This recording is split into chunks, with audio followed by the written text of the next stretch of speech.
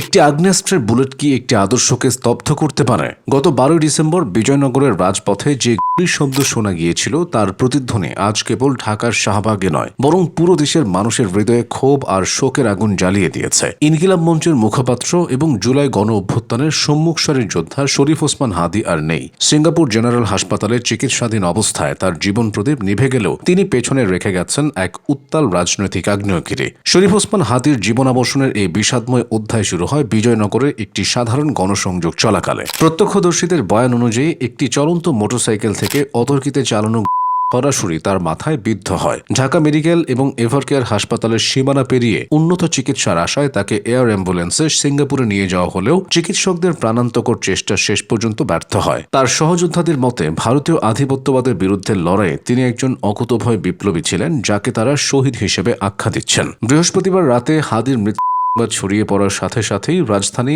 এক নজিরবিহীন উত্তাল অবস্থার সাক্ষী হয়। ঢাকা বিশ্ববিদ্যালয়ের রাজু ভাস্কর্য থেকে শুরু করে উপাচার্য চত্বর সবখানেই ছিল কেবল প্রতিবাদের গর্জন। কয়েকশো শিক্ষার্থীর মিছিল যখন শাহবাগে এসে পৌঁছায় তখন সাধারণ মানুষের ক্ষোভ এক গণজাগরণের রূপ নেয়। এই আন্দোলনে বুয়েট শিক্ষার্থী থেকে শুরু করে জাতীয় নাগরিক পার্টির নেতৃবৃন্দ এবং সরকারের সাবেক উপদেষ্টারাও সংহতি প্রকাশ করে অংশ নেন। শুক্রবারের শীতের ভোরে শাহবাগ মোড়ে দাঁড়িয়ে যখন আন্দোলনকারীরা মাইকে আজান দিয়ে ফজরের নামাজ আদায় করছিলেন তখন এক ভিন্ন ধর্মী প্রতিরোধের দৃশ্য ফুটে ওঠে। তবে এই আবেগের বহিঃপ্রকাশ সব জায়গায় শান্ত ছিল না। আন্দোলনের এক পর্যায়ে পরিস্থিতির অবনতি ঘটলে বিক্ষুব্ধ একটি অংশ কার্বন বাজারে অবস্থিত প্রধান দুটি সংবাদপত্র প্রতিষ্ঠানের কার্যালয়ে হামলা চালায়। সেখানে ভাঙচুর ও অগ্নিসংযোগের মতো অনাকাঙ্ক্ষিত ঘটনা ঘটে, যা পুরো পরিস্থিতিকে আরও জটিল করে তোলে। অন্যদিকে হাদীর নিজ গ্রামেও শোকের ছায়া নেমে এসেছে। সেখানকার সাধারণ মানুষ প্রিয় নেতার অকাল মৃত্যুতে স্তম্ভিত এবং জড়িতদের গ্রেফতারের দাবিতে সড়ক অবরোধ করে বিক্ষোভ প্রদর্শন করছে।